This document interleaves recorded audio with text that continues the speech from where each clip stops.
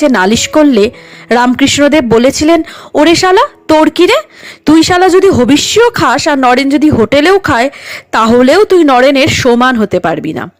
শ্রী মায়ের কথায় নরেন আর মা নানা রকমের মাংস রাঁধতে পারত, চিড়ে চিড়ে আলু ভাজতো, আলু চটকে কি সব রাঁধত।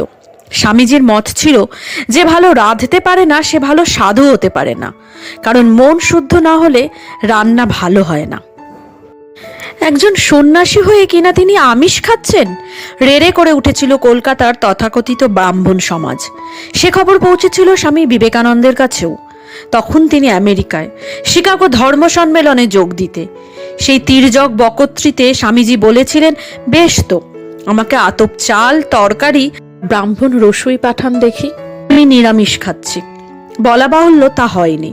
যে দেশ তার আমেরিকা ভ্রমণের ব্যয়ভারী সম্পূর্ণ বহন করতে অপারগ, তারা টিপ্পনি কাটা